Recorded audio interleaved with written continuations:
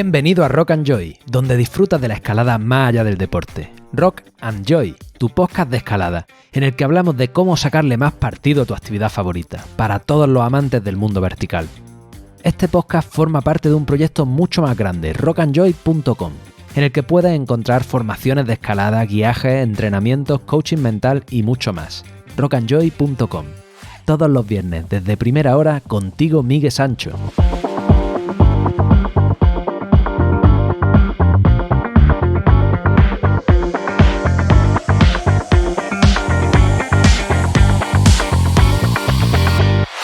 Muy buenas, te doy la bienvenida un viernes más, una semana más a Rock and Joy, tu ventilador este verano, tu podcast de escalada. El episodio de hoy está patrocinado por Petzl.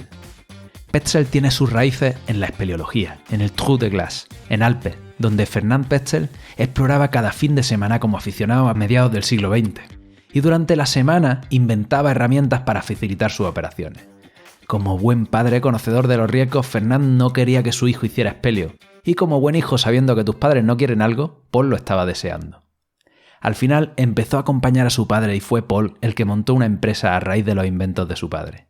Una empresa dedicada al mundo vertical, que empezó hacia abajo y luego continuó hacia arriba, hacia la escalada. Hoy en día Petzl lidera el material para el mundo vertical, pero no te hablo solo del mundo deportivo. En rescate, ya sea en montaña, en helicóptero o de bomberos, Petzl innova para crear los más altos estándares de producto, tanto para un uso profesional como deportivo. Ya vaya hacia abajo por barrancos y cuevas o hacia arriba por roca y nieve, en Petzl tienes seguridad e innovación para tu aventura vertical. Y ahora vamos con el contenido de hoy. Es verano y como ya sabes, este programa lo hago solo desde casa. Y es posible, entre otras cosas, gracias a los que lo apoyáis en Rock and Joy Origen, el podcast privado, y a mi sponsor Climbskin y Petzl, a los que estoy muy agradecido. Pero sobre todo es posible porque me apasiona lo que hago y yo mismo subvenciono este proyecto. Lejos de cogerme vacaciones, este mes de julio y gran parte de agosto estaré full time guiando por las montañas para volver con energía renovada. Pero no quiero dejarte sin contenido, así que te traigo las entrevistas que más te han gustado de esta temporada en formato veraniego, completas, para que las disfrutes fresquito allá donde estés, en tus desplazamientos o en tus ratos libres. Nada más, vamos con Carlos Suárez, un auténtico mito de la montaña.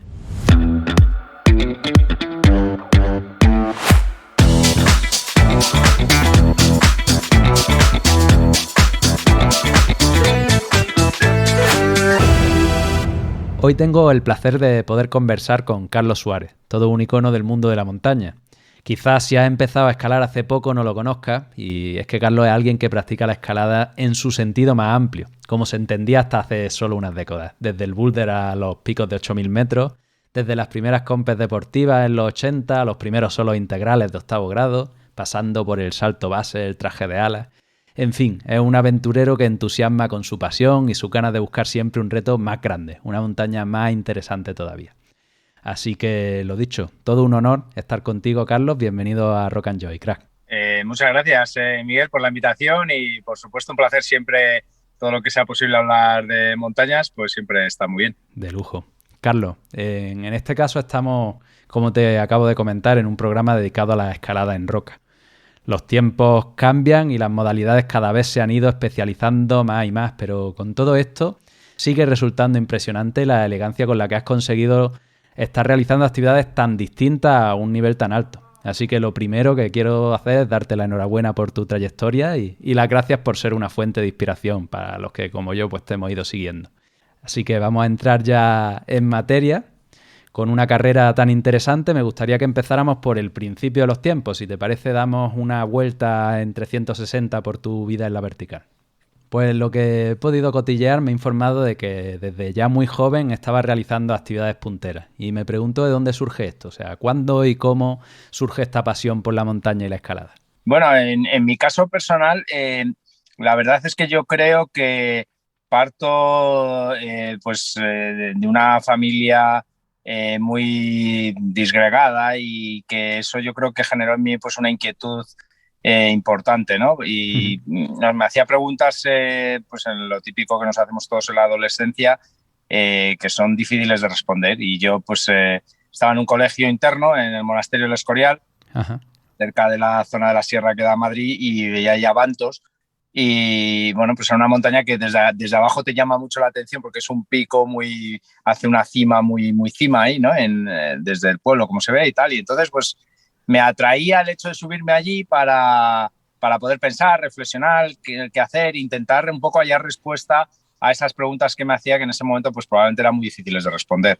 Y bueno, pues un poco como la historia del Principito, ¿no? Que te vas allí, te aíslas allí en la cima de la montaña y te vas a ese lugar para pensar y simplificar sobre todo esos pensamientos que tienes en la cabeza, ¿no? Esa tormenta de ideas y qué hacer, ¿no? Y qué hacer en la vida, que intentas buscar esa solución, ¿no? Al qué hacer en la vida y por dónde quieres ir, que sea tu dirección, ¿no?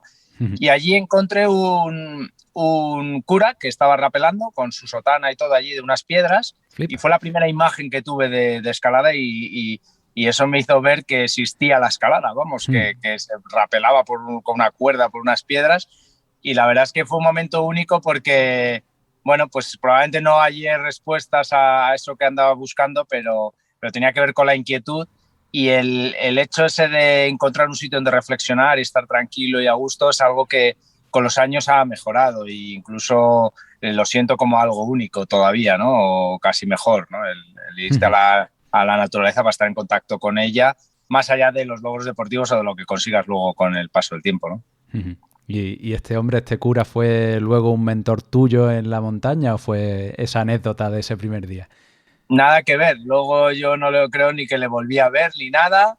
Mira que allí en el monasterio de los Coreas estamos rodeados de curas y tal, pero no le volví a ver nunca, ¿no? Pero me llamó mucho la atención y se me quedó grabado, ¿no? Es evidente que a raíz de ahí había que tener cierta fe en que ahí se podía conseguir algo positivo, ¿no? Y que no iba a pasar nada, ¿no?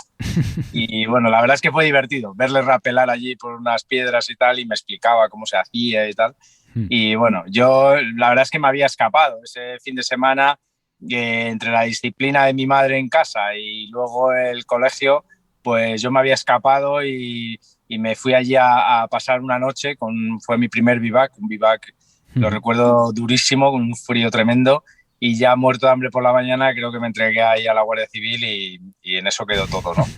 Y bueno, pues a raíz de ahí ya, luego ese fin de semana, esa semana estuve castigado y vi un programa del Filo de lo Imposible donde veía dos hippies escalando, que curiosamente son dos personas, mira que he conocido personajes pues muy famosos y importantes del mundo de la montaña en general, ¿no? Y esos dos nunca los conocí, ¿no? A Miriam García, que era un personaje único y la verdad es que me hubiera gustado conocer, pero bueno, aquello lo relaciono pues al final con una especie de enganche real con el mundo de la montaña y a raíz de ahí yo quería escalar y todo lo que tuviera que ver con escalar. Estamos hablando de que serían los 80, ¿no? Principios, mediados de los 80 o algo así. Sí, sobre el año 84, 85 y tal. Y bueno, mi madre conocía a un abogado que casualmente era montañero, no lo sabíamos, fue allí a que me echaron un buen rapapolvo y le dio la casualidad que ese abogado era el presidente del Club Peñalara, un club muy de montaña y le encantaba la escalada. Entonces, pues nada como ver a un chaval rebelde como yo con posibilidades de encauzarle por el buen camino y eso pasó que me enganchó y a partir de ahí empecé a escalar cada fin de semana, ¿no? Qué bueno. Y así, en realidad, en muy poco tiempo empiezas a coger el gusto a esa recién nacida escalada en libre, o no sé si todavía no se escalaba en libre. Sí, perdón. Cuando yo empecé a escalar, justo era la revolución de la escalada libre, acababa de pasar ya y había todavía esa competitividad entre los nacientes escaladores deportivos y los escaladores clásicos de toda la vida, ¿no? Y entonces había ahí una gran revolución. Se hablaba mucho todavía de si abrir las vías por arriba o por abajo. Imagínate, o sea, los puristas solo querían abrir vías por abajo. Pero yo, más allá de escalar o de hacer cosas difíciles, para mí lo que era un sueño era el poder escaparme cada fin de semana con el permiso de mi madre, ¿no? Claro. Para mí eso era lo único, porque podía de repente irme todos los fines de semana con amigos escaladores a hacer acampada, ¿no? Y para un adolescente, pues eso es lo más. Entonces, claro. Pues claro, yo estaba allí encantado, todo el día allí escalando y luego, pues la verdad es que escalar también me enganchó.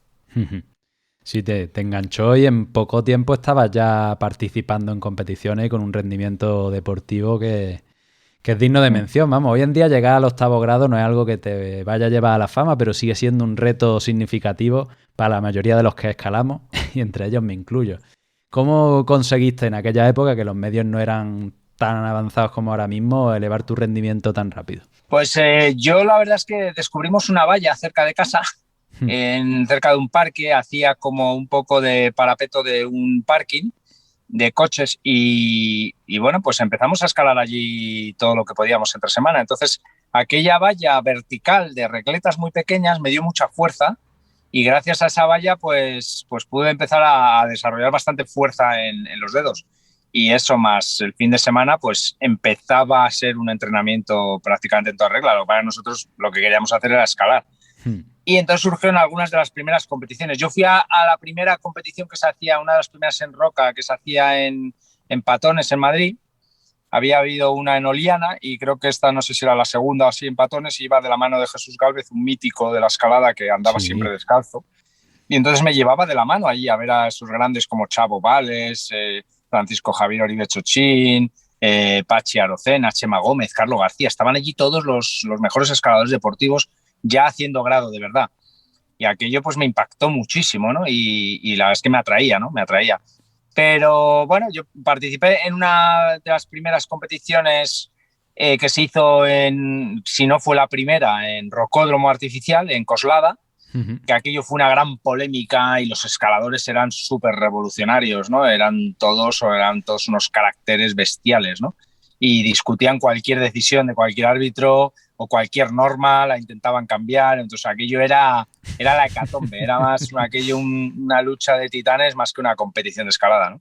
Y bueno, pues allí yo me colé en la final, quedé quinto me parece, y a partir de ahí, joder, pues me vi que tenía posibilidades de escalar bien, vamos, que se me daba bien más o menos. Pero luego me tiraba mucho la montaña y me fui ese verano a los Alpes y ahí empecé un poco también mi carrera paralela no solo al mundo de la escalada deportiva, sino al mundo de la alta montaña, ¿no? Exacto, eso precisamente quería hilar ahora mismo, que parece que esto de la deportiva se te queda pequeño, ¿no? Igual que cuando hablé con Iker hace un añito y pico, bueno, él encadenó su 9A y se le quedó pequeño, pues a ti había algo desde el principio que te llamaba de la montaña, ¿no? ¿Qué había ahí fuera que te estaba buscando? Sí, a mí la verdad es que pues de la mano de esos míticos escaladores como el Gálvez, Ramón Portilla, que eran personas que habían escalado grandes paredes, ¿no? En Yosemite, en el Himalaya, habían hecho algún 8000, en Patagonia. Entonces, pues, claro, yo quería hacer algo más que la escalada deportiva. Lo veía como, de hecho, yo creo que influenciado un poco por mi generación también. Había como una especie de trayectoria lógica en la vida de un escalador. Tú empezabas escalando en tu zona más cercana a donde vivieses, luego te ibas al Pirineo, quizás luego ibas a los Alpes, si tenías suerte a los Andes y del culmen de una trayectoria de escalador tal era el Himalaya, ¿no? Era acabar yendo al Himalaya. Eso con los tiempos han cambiado con el paso del tiempo, pero vamos, esa era un poco la intención. Y en cuanto pude hacer grandes montañas, pues allí y tal. Como escalaba mucho en solitario, influenciado por estos escaladores, muchos de los que conocí allí en La Pedriza, sabía todas las técnicas de escalada en solitario. Entonces, cuando nos fuimos en un autobús del Peñalar a Chamonix durante un mes, a la que pude aprovechar, porque sabía que era un viaje único ir allí y tal, pues intenté hacer ya una escalada difícil que me aportase algo. Y con 16 años, pues hice el Pilar Bonatí. Yo cumplo años justo en julio, me pilla siempre en verano, ¿no? Entonces, entre 16 y 17 hice el Pilar Bonatí, al año siguiente hice la Walker. Y a partir de ahí ya fue donde vi la posibilidad de que a lo mejor podía dedicarme a algo más que el simple hecho de pensar en escalar, sino incluso vivir de ello en un futuro, ¿no? La Bonatí, que de hecho ya no se puede repetir, aunque quieras, pues se derrumbó en 2005. Se derrumbó totalmente, efectivamente. ¿Y qué recuerdas de aquello? Pues recuerdo que fue una escalada que me abrió las puertas a un mundo mucho más amplio, ¿no? El pensar en grande te lleva a otro sitio, ¿no? Más grande también. Y yo pensaba que iba a tardar 2 días, se me dio muy bien, tardé uno solo. Y bueno, pues allí vivaqueando con mis amigos, con los que había quedado allí, aquello era más bien una fiesta de adolescentes allí a pie de pared. Y nos lo pasamos bomba, ¿no? Al día siguiente aparece por ahí un helicóptero rescatando allí a algunos otros escaladores Y bueno, aquí me abrió las puertas como para poder pensar en hacer el Spolón Walker a las Grandes Colases, una de las 3 grandes calas nortes míticas de los Alpes. Estuve todo el año, eso sí, ya pensando en ella, pensando en la pared, cómo hacerlo, poniéndome en forma, pensando en escalar el mejor nivel de roca que tuviera. Siempre he pensado que todo lo que fuera tener un buen nivel de escalada en roca iba a permitirme el tener luego un buen nivel de alpinismo, ¿no? Bueno, volviendo a esta roca más fanática, Carlos, a finales de los 90, con unas mallas punky y unos tirantes, te subes en solo integral 3 vías de 8A, aunque alguna esté ahora decotada en Patones y en Cuenca. He estado buscando Sí. fotos de aquello y te he visto en el techo de la Desmond Tutu de Patones, que joder, no impresiona menos que la mítica foto de Gulick en la Separate Reality. O sea, ahora mismo Sí. una ascensión de estas en solo integral es noticia. Para ponerlo en contexto, para el que no te conozca, creo que Alex Honnold, que es el máximo referente del solo integral ahora mismo, ahora ha realizado solo un largo de 8A sin cuerda en su vida. O sea, estas vías ahora mismo son duras de escalar para la mayoría de los escaladores con todas las garantías de una cuerda, y hace 20 y pico años lo eran más, y con el añadido de que nadie las había hecho en solo integral antes. Y yo me pregunto, ¿qué perseguías con esto? Pues esto es toda una hazaña, ¿no?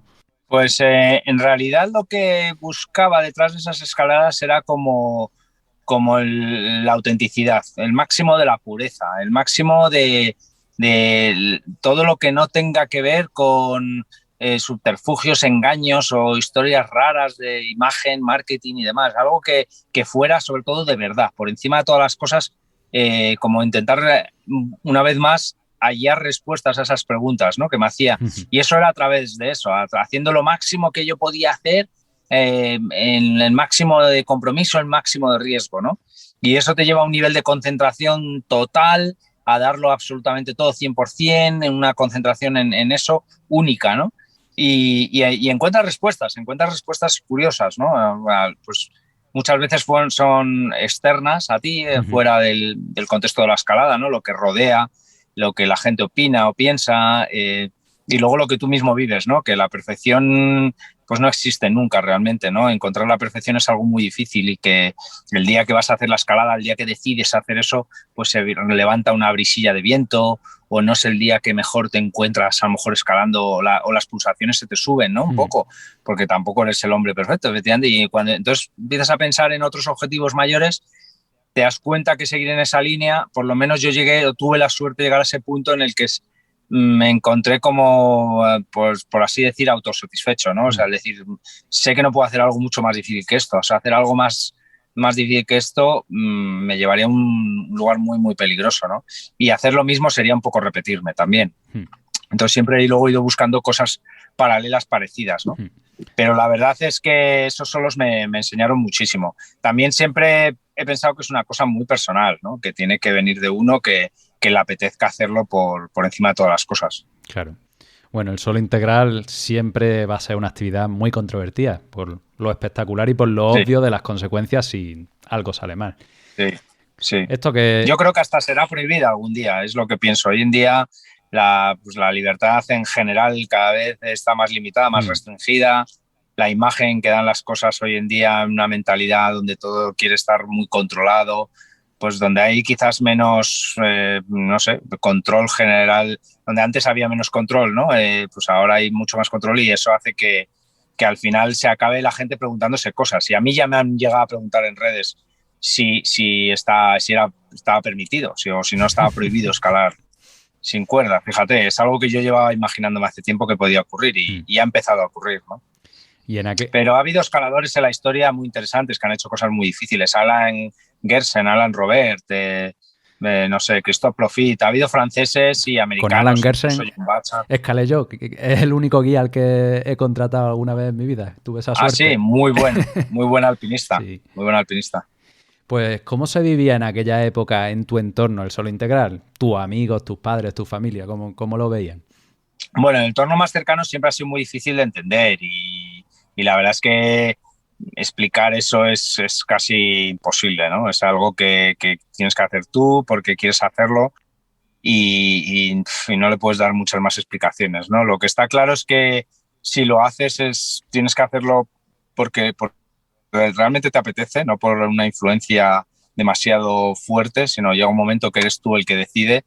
Y ahí tienes que tener muy claro que no es porque alguien te ha influenciado, quieres ser algo parecido a los demás o hay algo de competitividad en ello, ¿no? Ujú. Sino que realmente buscas esa pureza, ¿no?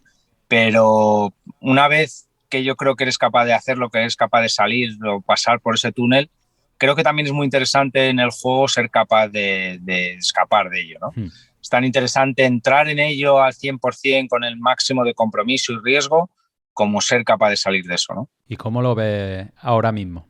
Estas ascensiones de Jorge Díaz, por ejemplo, que ha hecho alguna de las mismas vías que hiciste tú, o el mismo Alex Honnold que Sí, está en su línea en Estados Unidos. sí, bueno, yo creo que cada escalador es único. Hay escaladores que te pueden parecer más arriesgados que otros, ¿no? Hmm. Y bueno, en el caso de Jorge Díaz Rulo lo veo un escalador con una seguridad absoluta, porque también maneja unos grados de escalada que más quisiera yo, ¿no? Es un escalador ahora mismo que está haciendo lo máximo que se está haciendo a nivel mundial, ¿no? El 9B, y pronto va a hacer cosas todavía más difíciles. Se controla mucho y se maneja con mucha seguridad. En el caso de Alex Honnold, quizás en el granito de Yosemite seguramente funciona igual de seguro, ¿no? Pero no tiene ese margen tampoco como el de otros escaladores, ¿no? Ya te digo que cada escalador es algo muy personal y cada uno ve cómo ha escalado y cómo puede llegar a ese límite o acercarse a ese límite con cierto margen o cierta seguridad, ¿no? Hmm.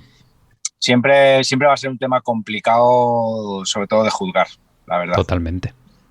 Totalmente. Yo, bueno, lo he tratado con algunos entrevistados que han escalado mucho en solo integral, también en aquella época por aquí, por Granada, y yo les comento, mira, yo empecé a escalar hace muy poquito, ¿no? Hace solo 11 años casi, pero empecé en el Peak District. Y allí el solo integral está totalmente normalizado. Y yo, bueno, alucinaba. Fíjate. Y yo luego llegué a España y era como, ¿qué dices? Digo, sí, en mi primer día me dijeron, hombre, si esto es un bordillo, son 12 metros, escala sin cuerda. Y digo, claro, pero si Sí, te sí, caes te sí. matas, da igual lo fácil que sea, ¿no? En 12 metros te da para mucho. Bueno, Carlos, después de esto y volviendo a esta panorámica, a esta historia, sigue realizando ascensiones de gran porte en solitario, ya sea con o sin cuerda, ¿no? Como la primera en solo integral a la Rabadá Navarro en el Pico Urriellu Mm. y la apertura en solitario a una variante que sacaste que se llama Solo al Viento. ¿Qué Solo al viento, recuerdas sí. con más cariño de aquella aventura? Bueno, la verdad es que hacer la rabada sin cuerda fue algo único, me encantó, era como te da una sensación de fuerza interior bestial, ¿no? Porque es también la gran montaña, la gran pared que eres capaz de escalar a la vez que es difícil en roca, ¿no? Hmm. Pero fue todo, sobre todo todas las vías y la evolución durante unos cuantos años que tuve allí en esa pared, ¿no? Llegué a hacer 10 vías en solitario en la cara oeste, algunas repitiendo, y la experiencia de abrir también esta vía nueva, ¿no? Pero sobre todo fue que hubo un momento que me senté a pie de la pared y iba a escalar otra vez en solitario y sentí que no me apetecía más, ¿no? Escalar allí en solitario, necesitaba escalar en otros sitios, ¿no? Hmm. Pero, y luego una vez más trascendió algo que iba más allá de la escalada, ¿no? Que era la gente que he conocido allí, ¿no? Algunos que ahora son amigos de por vida ya, ¿no? Y que bueno, pues han hecho de ese sitio algo único y especial, más allá de la escalada o la pared. Luego con el tiempo he tenido la suerte de hacer parapente biplaza y también hacer salto base desde la cumbre. Bueno, pues he hecho un montón de actividades que han sido muy divertidas. Hmm. La verdad es que picos de Europa en general tengo un recuerdo muy, muy bueno y sigo yendo habitualmente. Carlos, mientras parece, ¿no? Desde fuera que en tus inicios buscabas mucho la escalada en solitario, quizá para encontrar estas respuestas que dices, un poquito más adelante en tu carrera, parece también que compartir estas aventuras con grandes amigos toma el relevo. Y nombres habituales de la montaña como Carlos Soria, como Leo Houlding, Darío Barrio, Alex Chicón, Scott Becker se unen al tuyo para formar cordadas sólidas. ¿Qué cambió? Si es que cambió algo. El, el ir escalando cada vez con más gente me ha aportado otro tipo de enriquecimiento personal. Yo creo que forma parte de la trayectoria de las personas, ¿no? Y hay gente que es más individualista que otra. Probablemente hay gente que necesita encontrarse a sí mismo o estar solo. Y bueno, pues es algo que yo he leído y he estudiado mucho en otros, ¿no? El mismo Einstein, que era un gran humanista, no solamente era un científico, ha escrito libros muy interesantes al respecto, y él hablaba de cómo para poder interaccionar en equipo y mejorar un poco lo que puedas, digamos, compartir o transmitir y bueno, pues al final el enriquecer, ¿no? Quizás a la sociedad en su conjunto, pues hace falta un poco de soledad, ¿no? Hace falta también estar solo, el profundizar en ti mismo, mejorar como persona para luego enriquecer a los demás o viceversa, ¿no? A veces también.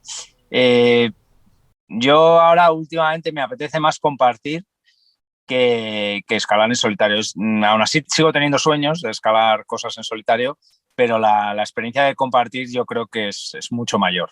Y la idea de equipo en general está ahí de fondo por algo, es algo muy bonito. Estás compartiendo tus sueños, estás hablando todo el día de ello y no sé, yo creo que sí que es un poco menos duro, ¿no?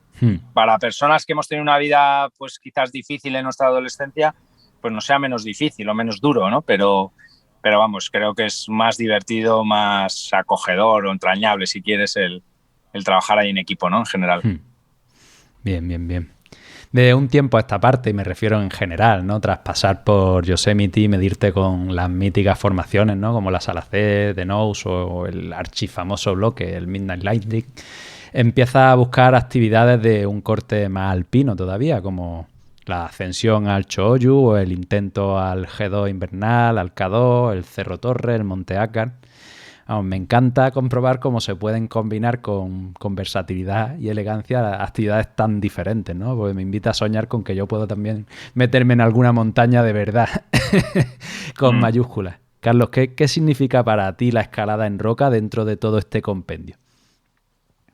Para mí, escalar en roca es lo más divertido y creo que es la base de todo. Porque cuando estás escalando en roca sin querer estás haciendo un ejercicio muy, muy completo. Desde el trabajo de gemelos, que parece que no, pero trabajan muchas veces bastante más de lo que parece, hasta todo el tren superior, obviamente, ¿no? Quizás un poco falla ahí el fondo, ¿no? Pero también cuando te acercas a muchas paredes o muchas zonas de escalada, tienes que andar durante un rato y a veces con una mochila algo pesada, con lo cual ya vas adquiriendo cierto fondo. Entonces, escalar para mí es la base de todo, que te va a permitir combinar luego muchas cosas en montaña. Con todo y con eso, que para hacer una actividad así más diversificada, por así decir, tiene que haber un entrenamiento detrás. O sea, yo siempre he corrido, siempre he intentado mantener la mejor forma posible en todos los aspectos, ¿no? Pero sí es verdad que antiguamente, o hace unos años, por así decir, mejor, el ser multidisciplinar era una cosa y ahora es otra. El ser especialista ahora supone ser especialista, yo qué sé, te pongo un ejemplo, el mundo de la escalada, el boulder, los que están especializados en boulder, están especializados en boulder y luego con cuerda no escalan igual de bien. Y entonces se considera un tío muy completo, muy multidisciplinar, el tío que compite, que utiliza la cuerda y además hace boulder. Que eso antes no pasaba. Antes ese es el multidisciplinar al que escalaba, donde se englobaba todo, desde el boulder a la competición, alpinista, grandes paredes, hacer esquí de travesía, como ha sido mi caso, esquí de fondo, y ya no te digo volar, que ya si lo metemos ahí sería otra cosa más. Claro, eso ya es como hacer otros deportes en realidad, es como sería como practicar, aunque estén dentro del mundo de la aventura, dentro del outdoor, o si quieres dentro del mundo de la montaña, ¿no? Para mí todo lo que está en relación directa con el mundo de la montaña y en general con el outdoor me encanta. Y por eso ha habido años que he estado haciendo surf y también me ha gustado mucho, ¿no? Y lo he disfrutado un montón. Pero cada vez hago menos y cada vez estoy un poco más centrado en lo que es lo mío y lo que me hace más feliz, que es subir montañas, ¿no? Y si pueden ser montañas verticales, paredes verticales donde haya que escalar, pues para mí mejor que mejor. Qué bien, qué bien. Bueno, en tu documental cuentas que en un encuentro con Leo Houlding te cambia la vida, porque te enseñó una actividad que se convirtió en un eje de tu vida durante muchos años. ¿Cómo fue este encuentro con Leo Houlding? Bueno, lo que ocurrió ahí fue que yo estaba entonces estaba en el equipo internacional de Berghaus y estaba allí, y allí conocí a Leo Houlding. Y entonces vino a dar unas conferencias en España donde yo la hacía como de traductor. Y entonces venía contando lo que estaba empezando a hacer, que era salto base. Pues entonces imagínate, terminar una conferencia y tal, ir a cenar y luego ir al hotel y íbamos de ciudad en ciudad haciendo un pequeño recorrido donde me lo explicaba todas las noches y me iba hablando del salto base. Yo había visto ya saltar gente en Yosemite y sabía que era algo que quería hacer. También había hecho para un programa del Filo Imposible una película donde saltábamos en parapente y plaza de la cima del Naranjo de Bulnes. Entonces Yo sabía que iba a volar algún día, tarde o temprano, pero no sabía cuándo. Y cuando vino Leo, entendí que era el momento.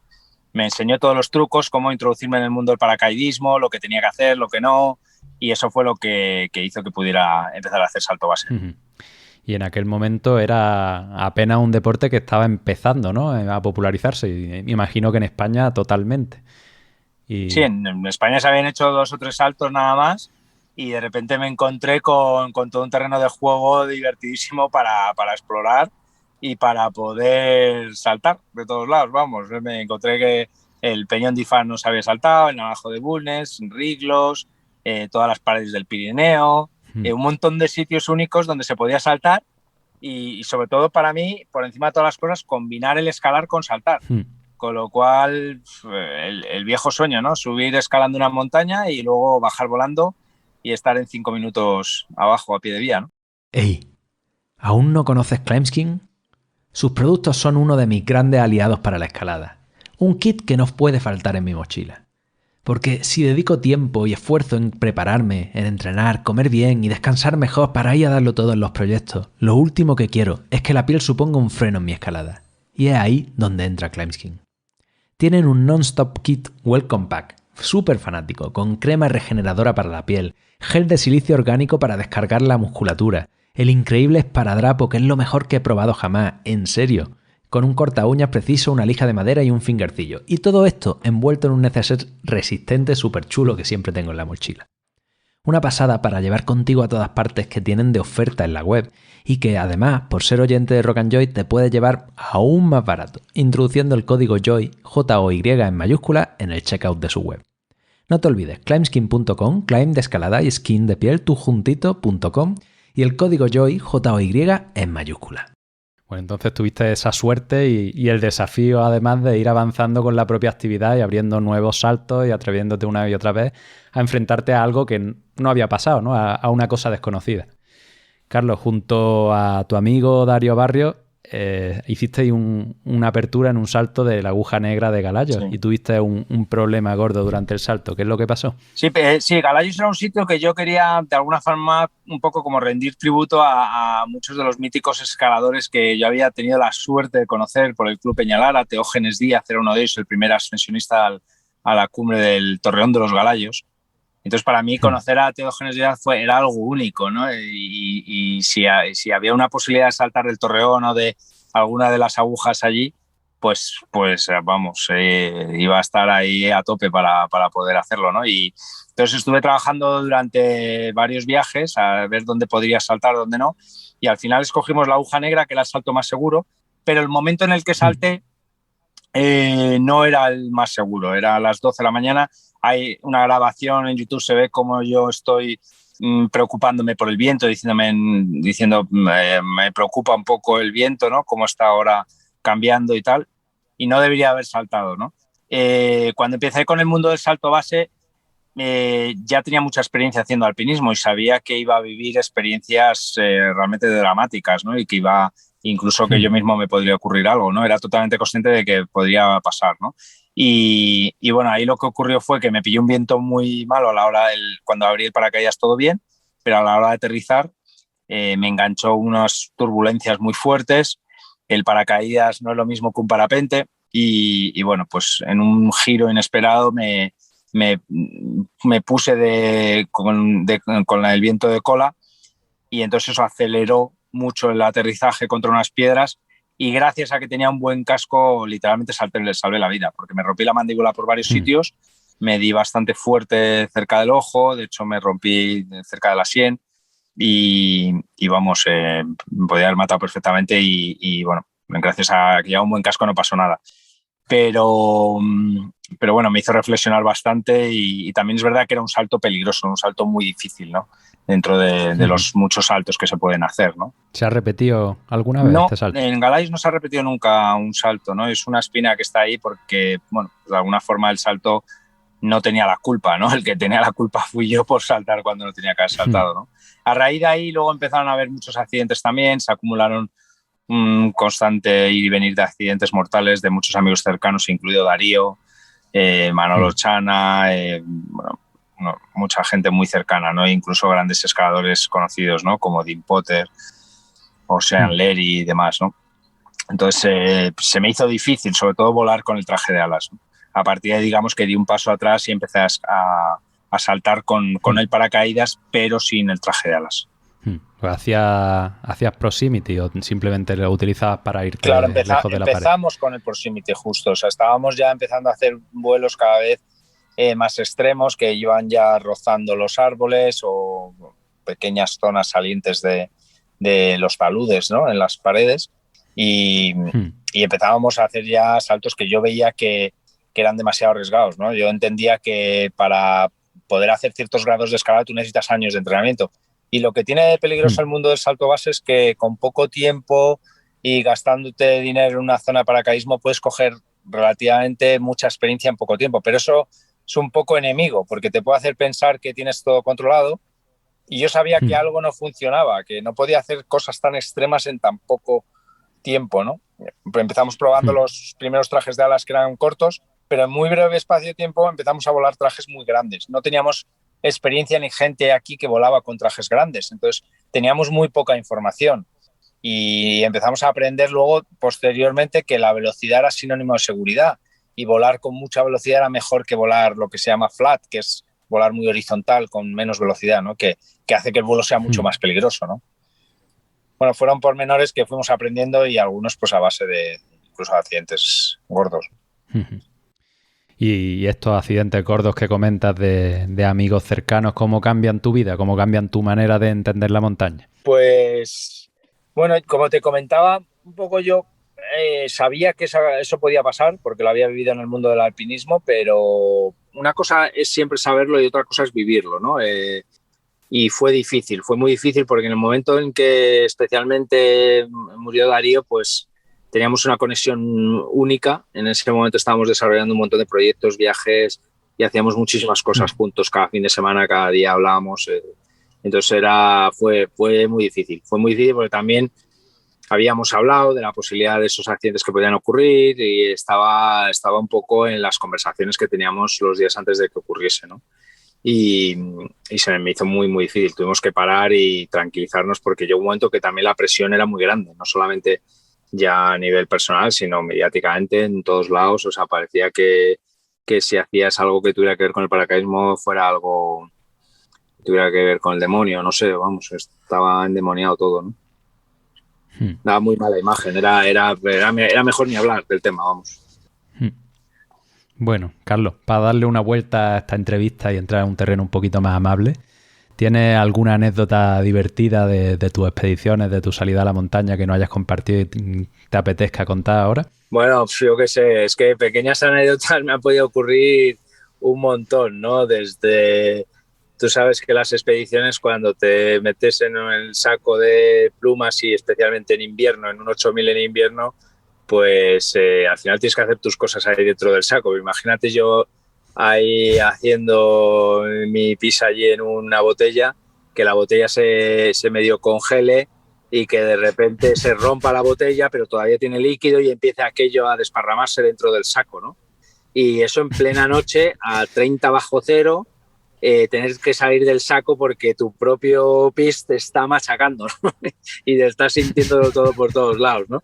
Yo qué sé, desde chorradas como esa a convivir con serpas y pasar ratos muy agradables, o con personajes como Carlos Soria, ¿no? Donde me voy al K2 con un amigo que tiene 60 años y que pienso que me va a contar un montón de historias de abuelo Cebolleta, y en vez de eso lo que me encuentro es con un señor que solo está pensando en el próximo proyecto y que tiene más sueños y motivación que yo mismo, ¿no? A la hora de hablar de montañas, ¿no? Bueno, pues yo qué sé. Ahí está ahora mismo en el Daule. Ahí está con ahora. 84, ¿no? ¿O así? 82 creo, no sé. 82, sí. Hay un montón de alpinistas súper interesantes que he ido conociendo por ahí. Thomas Humar, uno de los mejores himalayistas del mundo, pues nada, vino un día a Madrid porque quería llevar a su hijo a ver al Real Madrid.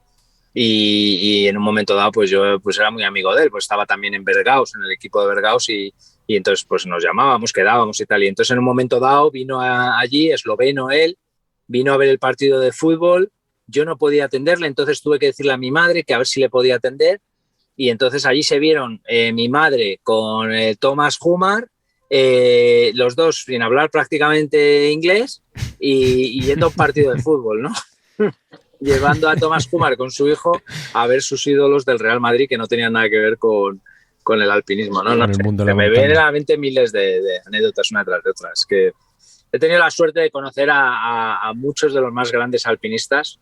Por ejemplo, me acuerdo ahora de Chris Bonington manejando el iPad con 80 años y diciendo, joder, por algo Chris Bonington ha tenido siempre esa mentalidad tan moderna para las cosas, ¿no? Y con sus 80 años manejando su iPad que no veas, controlando ahí a tope, ¿no?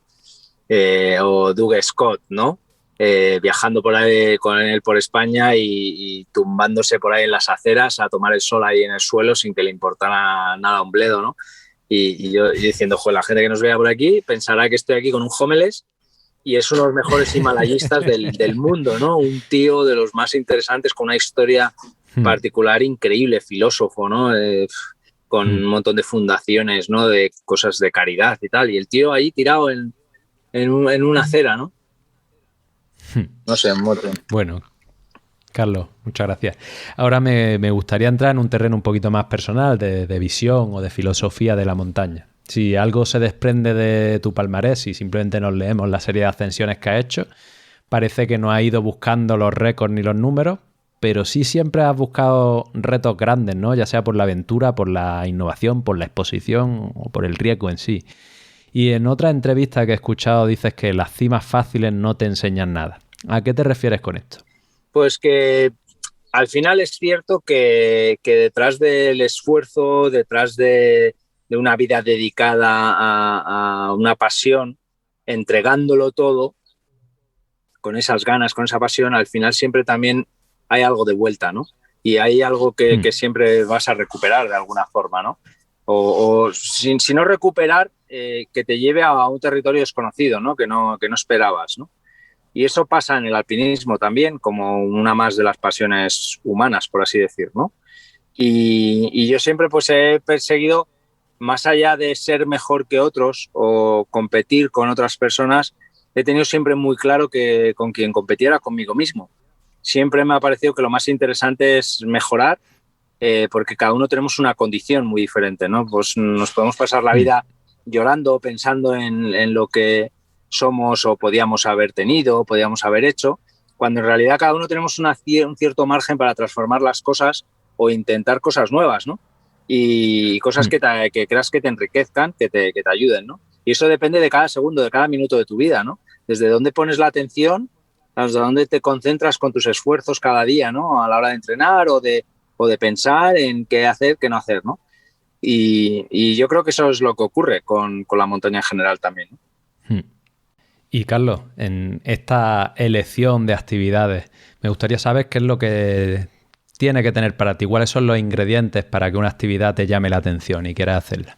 Pues para mí que sea una pared bonita, interesante. O sea, yo creo que con los años, perdóname un segundo, que una de las cosas interesantes es que sea una pared en un sitio remoto, que pueda saltar o bajar volando. Y lo más interesante de todo es que con los años no importa tanto el grado, sino que tenga algo que aportar, algo que te enseñe a ti y algo que tú puedas transmitir a los demás luego, ¿no? Yo creo que en estos últimos años la idea de transmitir cosas me parece tan interesante como lo más difícil que yo pueda llegar a escalar.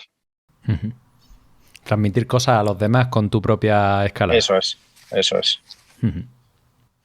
Bueno, y ahora me gustaría debatir algo sobre el riesgo, que dentro de los llamados deportes de riesgo entran actividades tan variopintas y tan controlables como puede ser la escalada deportiva y otras con imponderables tan ajenos como el alpinismo o el himalayismo, ¿no? En el que una avalancha a 5 kilómetros de donde tú estás puede desencadenar consecuencias devastadoras, o vas andando por un glaciar y se abre una grieta y tú puedes haber entrenado lo que quieras, que hay cosas que no puedes controlar. Y tú has practicado un poco de todo esto, incluso las objetivamente más arriesgadas como este salto base con el traje de alas.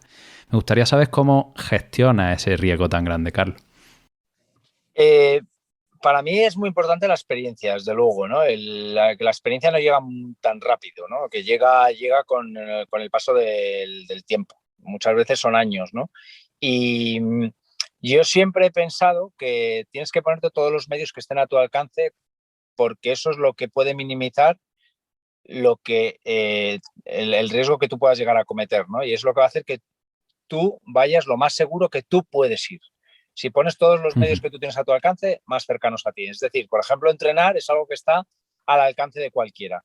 Cuanto más fuerte vayas, cuanto más entrenado estás, creo que ayuda mucho a minimizar los riesgos. Y siempre he pensado que cuanto más fuerte vas, pues mejor te deja pensar todo, más margen te da de ir con fuerzas para bueno, pues bajar de una montaña y bajar con más seguridad cuando en los últimos metros siempre vas pues mucho más cansado, ¿no?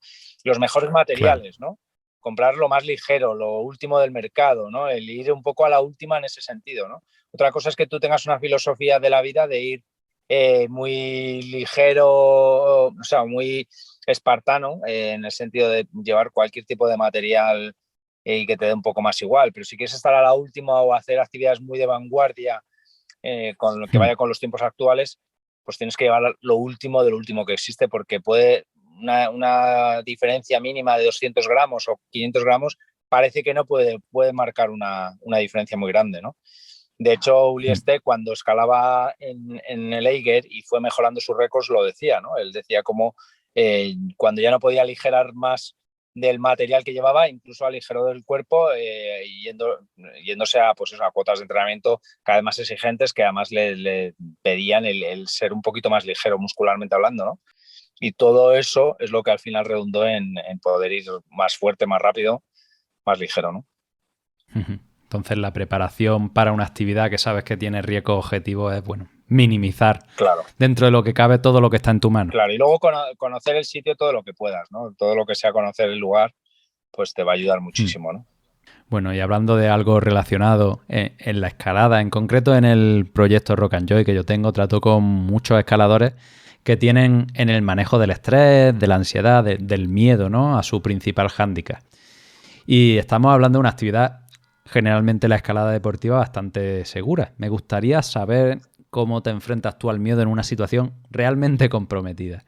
Bueno, yo cuando voy a meterme, por ejemplo, en una vía, una fisura con freno y fisureros que está muy al mi límite, o sin cuerda, o algo súper extremo, o sea, lo que sea. Trato de concentrarme totalmente en lo que tengo que hacer, en cómo tengo que hacerlo, visualizar sobre todo el momento antes todo lo que pueda. Pues ahora salto, cuando estoy en el aire tengo que poner esta posición de las manos, luego cuando ya vuele con más velocidad tengo que poner esta otra posición, y cuando voy a abrir el paracaídas tengo que pensar que el paracaídas se abre en una dirección o en otra. Entonces cojo con la mano derecha o con la mano izquierda. Pienso si luego ya por dónde voy a volar con el paracaídas para llegar a la zona de aterrizaje. Eso sería una visualización. Una vía de escalada, lo mismo, cómo chapar, qué seguros llevo colgando, qué frien me voy a poner aquí, allá. Si me falla el primero, cuál pongo el segundo. Todo eso muy bien pensado. Y luego me ayuda mucho el coger aire, el estar tranquilo y relajado antes con la respiración, estar muy, muy relajado, que eso hace que mejore como la concentración. Es como si el punto clic, ¿no? El que has dado ahí al botón ya para empezar a decir, a partir de ahora ya esto va en serio, ya estoy concentrándome, estoy concentrado, lo estoy haciendo bien ya, ¡pum! Y empiezas a respirar con otra profundidad, otra tranquilidad, ¿no? Pero sobre todo concentradísimo en lo que tienes que hacer. Y con todo y con esto, ¿has tenido alguna ocasión en la que ese miedo, este pánico te dominara y hayas tenido dificultades para sobreponerte y salir de Bueno, ella? muchas veces juegan ahí un montón de factores cuando vas ahí muy al límite y empieza a temblarte todo, ¿no? Las piernas por aquí, por allá, y empieza todo el cuerpo a menearse de cualquier manera, porque eso ocurre siempre, siempre te va a acabar pasando tarde o temprano. Pero ahí es donde se trata de pensar con la mejor de las inteligencias y actuar rápido, ¿no? Actuar rápido, pero sin perder la concentración, sin perder como la tranquilidad, ¿no? Para mí eso es algo vital, ¿no? Al final siempre un poco te vas a poner nervioso, te van a subir las pulsaciones, porque lo que te digo, yo creo que la máquina perfecta no existe, o sea, no por mucho que pueda parecer que hay gente con superpoderes o inhumanos, también se ponen nerviosos y también... Entonces ahí hay que mantener la calma por encima de todas las cosas, porque de lo contrario acaba mal seguro. Y el caso contrario, que alguna vez te ha pasado que no tenías miedo, ibas muy seguro y después de haber pasado la actividad te has dado cuenta de decir, wow, me he visto realmente en algo comprometido y arriesgado y no era consciente. Me ha pasado varias veces. En el Cervino me resbalaron los pies y me quedé agarrado de las manos de un filo de roca y tuve suerte, ¿no? De no resbalarme más porque me engañó un poco la nieve. Pensaba que era hielo y era más bien nieve paposa así encima de la roca y siempre he pensado lo que podía haber pasado y no pasó, ¿no? Y creo que ha habido un montón de riesgos seguro en paredes, montañas donde ha caído una piedra al lado y no he sabido entender hasta qué punto eso era arriesgado sin yo saber que era arriesgado.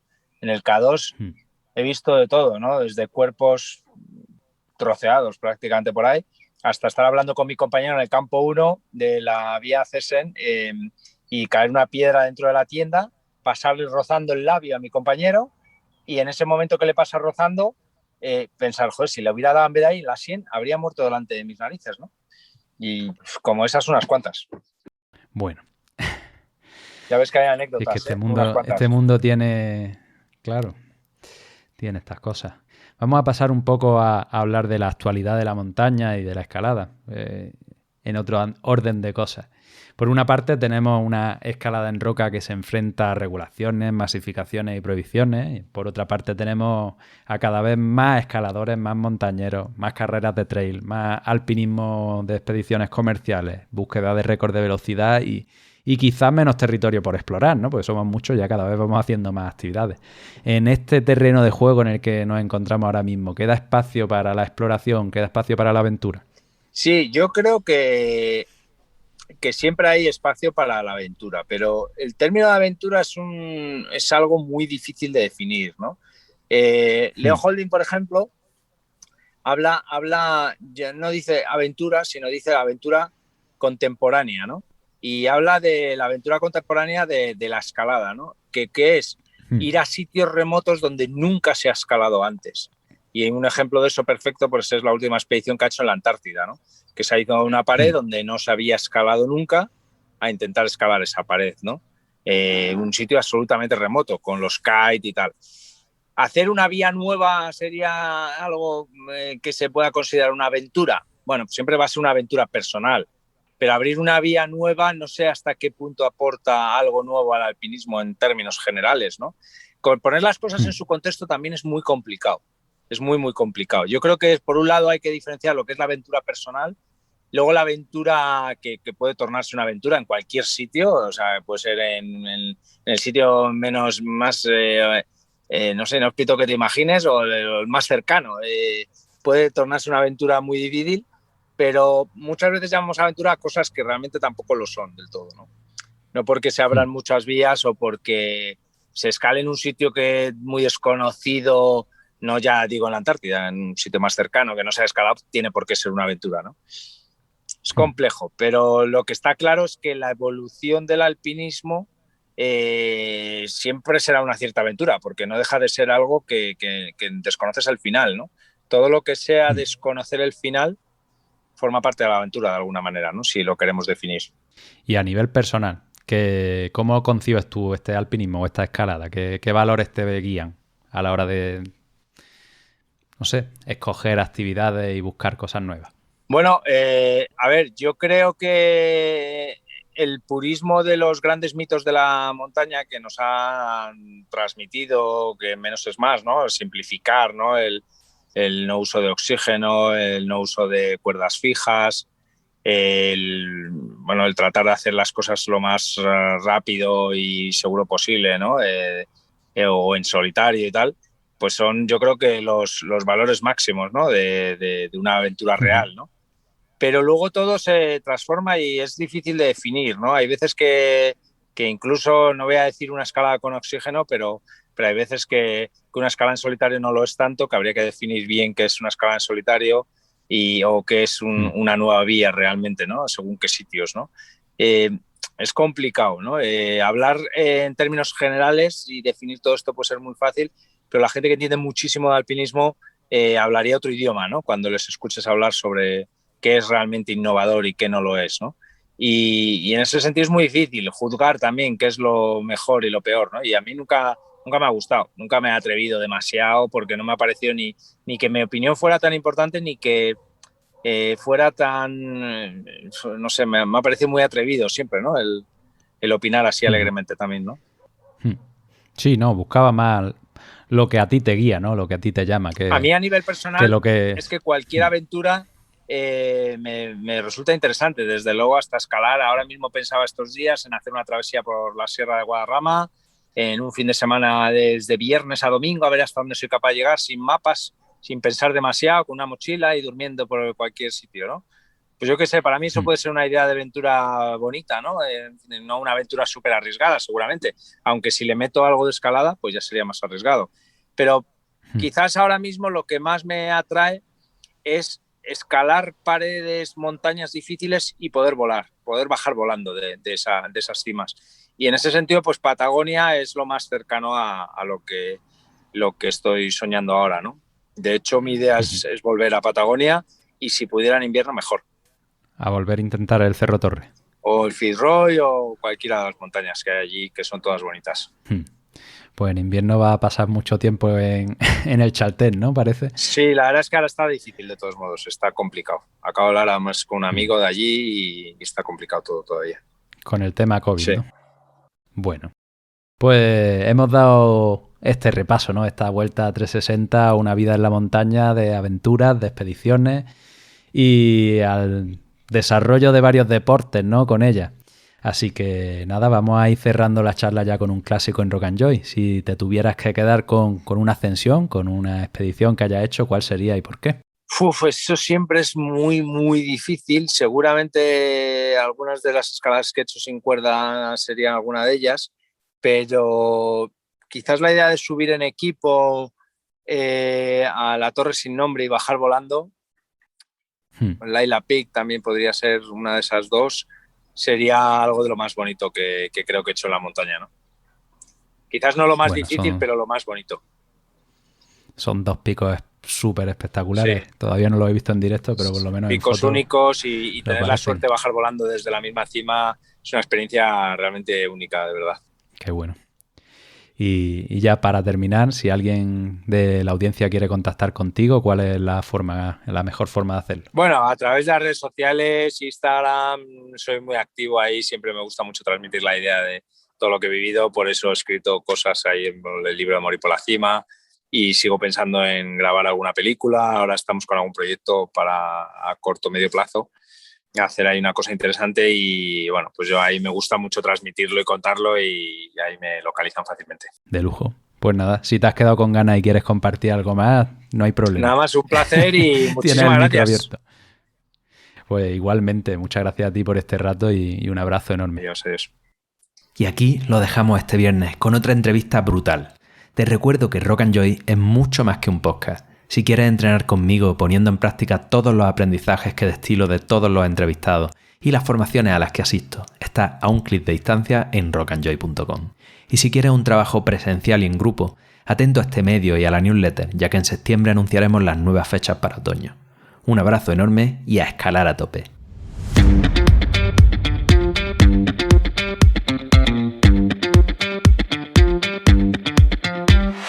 ¿Te ha gustado este episodio?